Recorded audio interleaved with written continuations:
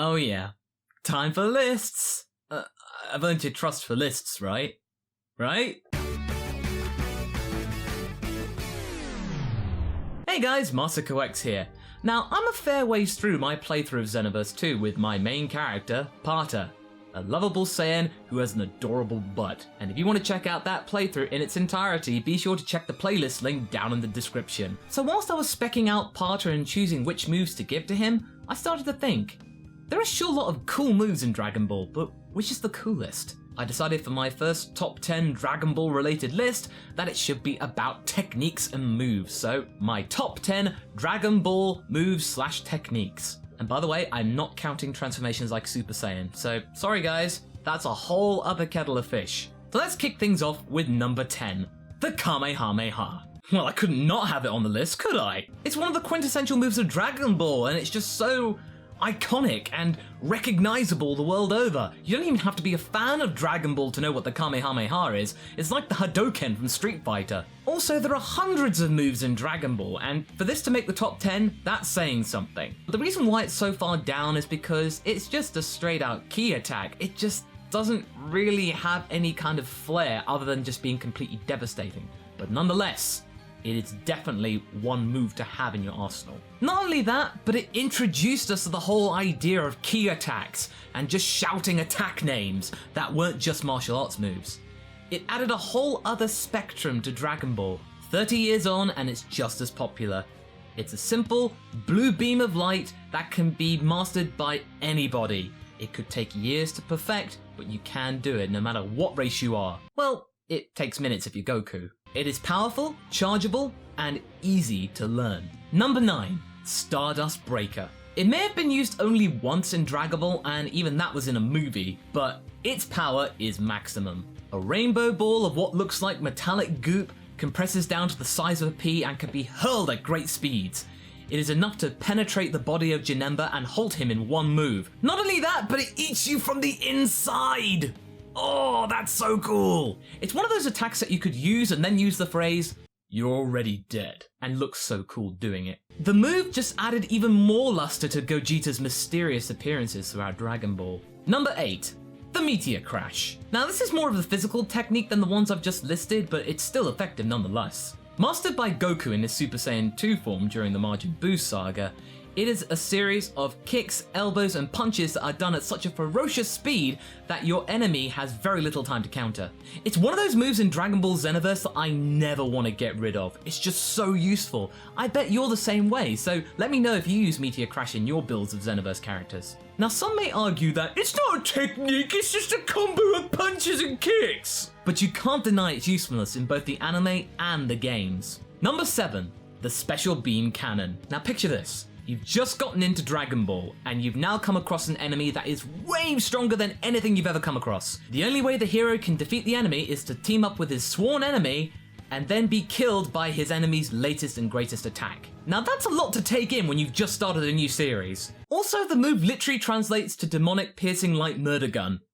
I'm already sold. It's basically an energy drill that pierces anything in its path, or if your enemy's quite strong, it'll at least explode on impact. The only downside that I see is that if you're new to the technique, it takes a long time to charge.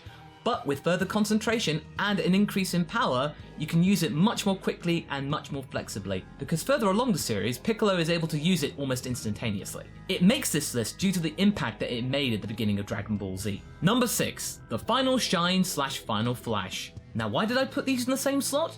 Because they're generally the same thing really, only that the Final Shine is a more refined version of the Final Flash. In any case, the Final Flash is Vegeta's ultimate attack, and it's a terrifying one to go up against. Vegeta's usually very miffed when he's using the Final Flash, so that just adds to the intensity. When used against Perfect Cell, Vegeta was able to inflict much more damage than he could have done with normal attacks. It's a technique that can be used to silence cocky opponents. If you had this in your arsenal, you could easily end a fight. Number 5. Instant transmission. Now this is one of the most convenient techniques in Dragon Ball, period.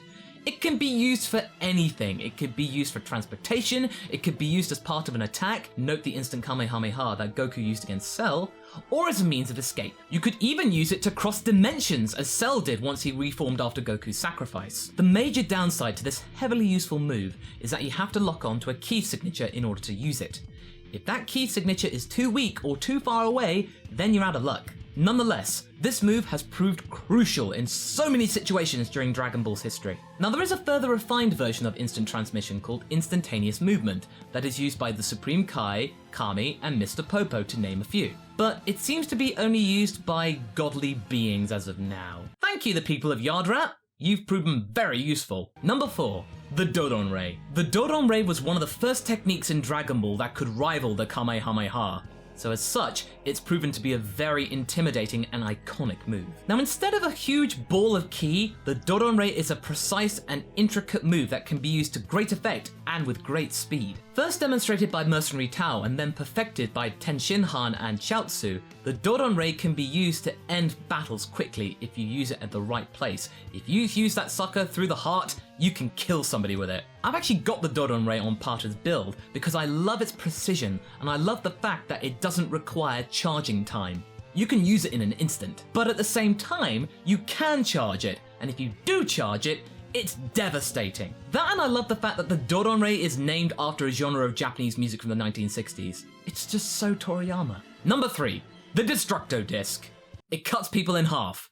Need I say more? Krillin's signature technique deserves to be lauded as one of the most ingenious techniques in the entirety of Dragon Ball.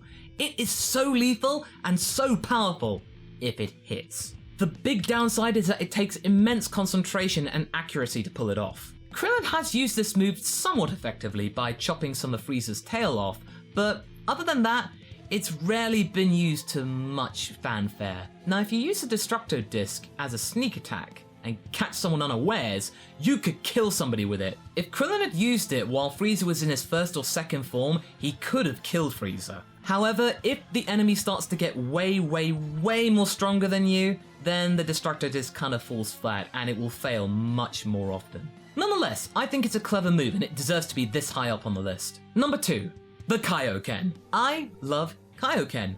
I love it so much that I even made a video about it that you can check out in the description. The precursor to Super Saiyan, the Kaioken is a dangerous technique that, if ineptly used, can kill the user. But if you use it properly, then it can deal so much more damage than a normal person ever could. Now you could argue that it's just some kind of energy boost, nothing special, but its appearance and danger are what entice me so much. It takes strategy to use this. You can't just pull this out willy-nilly like the Dodon Ray or the Stardust Breaker or whatever. You have to be careful with it. And as such, it gets to number 2.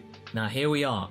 Number 1. My favorite move in the history of Dragon Ball is the Spirit Sword. Eh?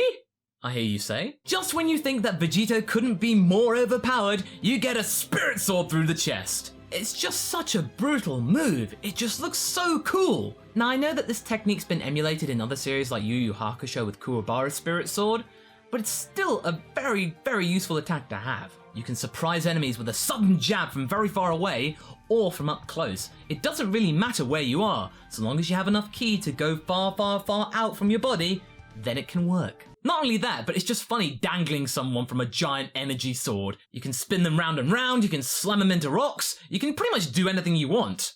Or just slice them in half, whatever. If you're not a Margin or have the convenience of regeneration, you're pretty much gonna bleed out. Now this may not be the most original move out there, but honestly, I don't care. Vegito's attitude whilst he used this just steals this as my number 1.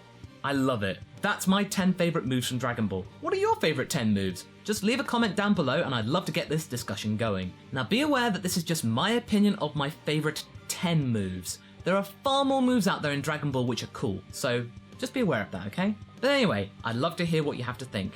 And thank you very much for watching. I hope you enjoyed this first top 10 list. I may do more in the future if you'd like. But until the next one, be sure to like and subscribe. Until next time, guys. Catch you later.